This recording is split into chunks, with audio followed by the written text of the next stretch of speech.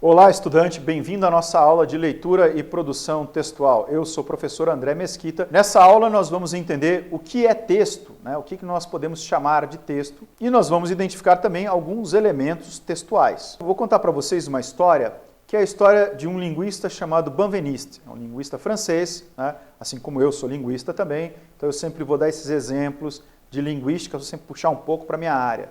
Então, o Benveniste, ele começou a olhar e começou a pensar, será que existe linguagem animal? Será que os animais eles têm uma forma de linguagem?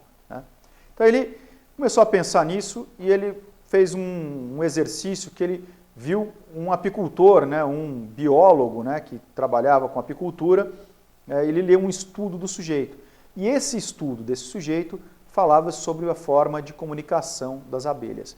Como é que era essa forma de comunicação das abelhas? A abelha, ela ia até um lugar, encontrava alimento, voltava para a colmeia e, de uma certa forma, ela fazia com que aquelas outras abelhas soubessem exatamente onde estava o alimento.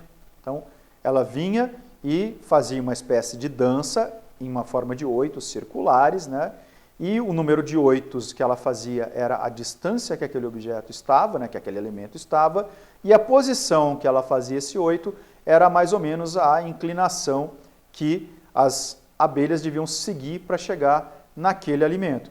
Então as abelhas viam aquilo, olhavam para a dança daquela abelha e aí faziam o quê? Iam direto lá no alimento e a outra abelha ficava na colmeia.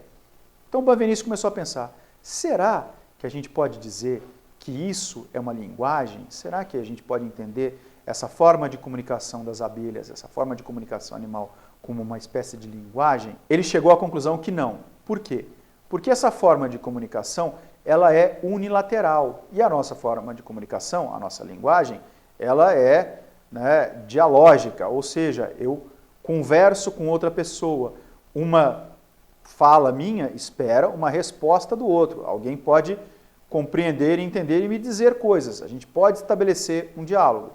Essas abelhas, quando a outra abelha chegava e fazia a sua dança para as outras abelhas, a abelha que via aquilo não se comunicava com a outra, ela só via e entendia aquilo que a abelha fazia.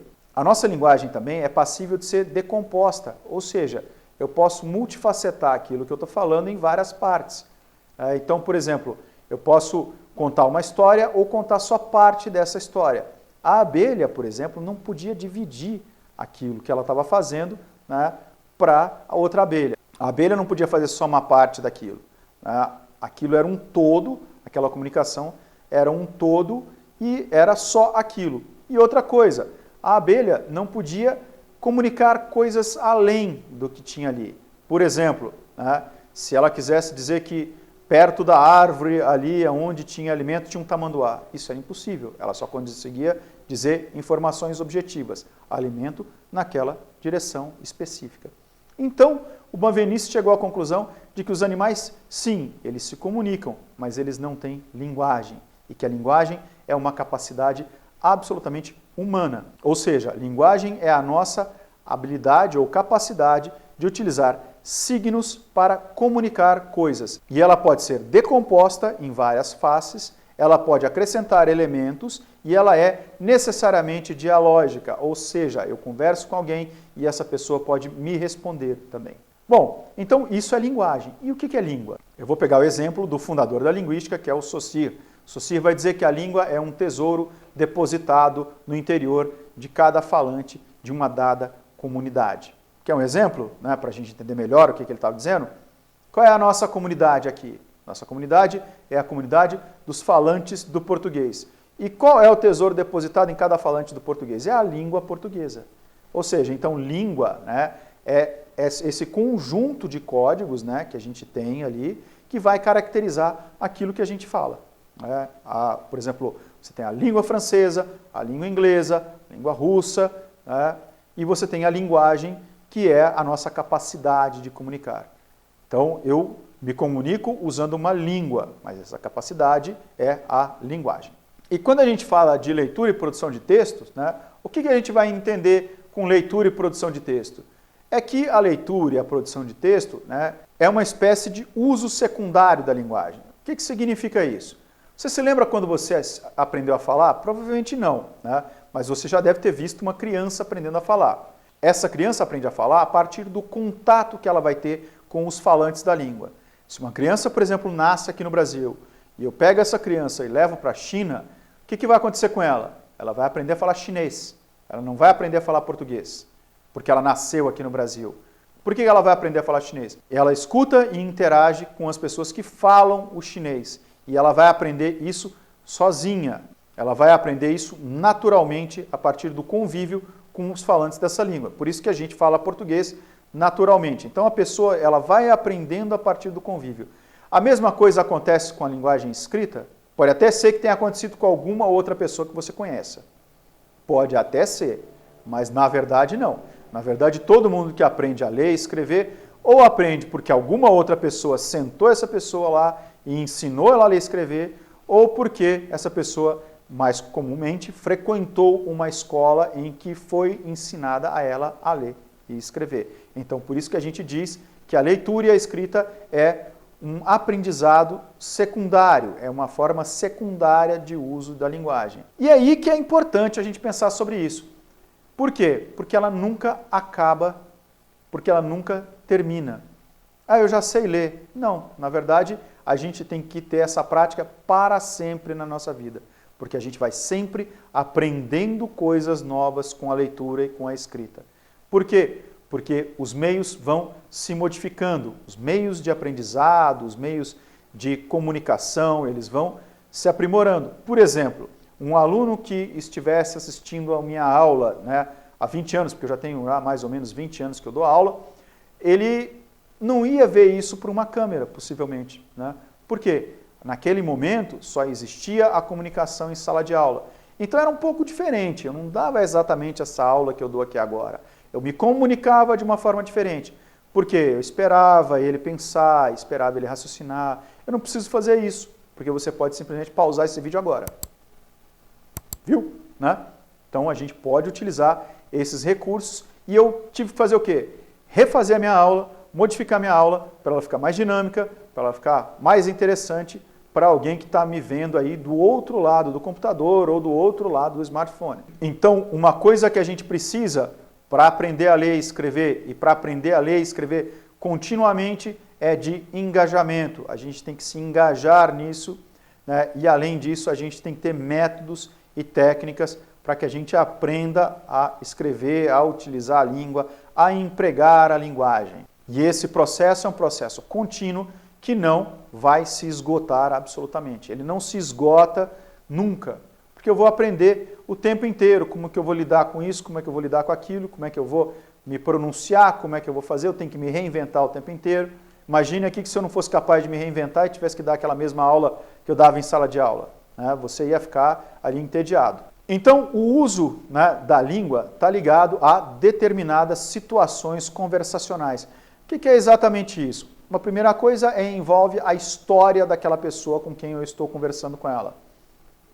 Eu tenho que entender quem é aquela pessoa. História significa por que aquela pessoa passou, de onde ela vem e tudo mais, para que eu me comunique com ela. Isso é uma coisa interessante, porque a linguagem, a gente costuma dizer sempre, ela não é só para comunicar conhecimentos, para comunicar coisas, não simplesmente isso. Ela também é um modo de comunicação cultural, é um modo de identidade, de identificação. Por exemplo, imagine você aí do seu estado, onde você estiver, se você está viajando por algum outro lugar.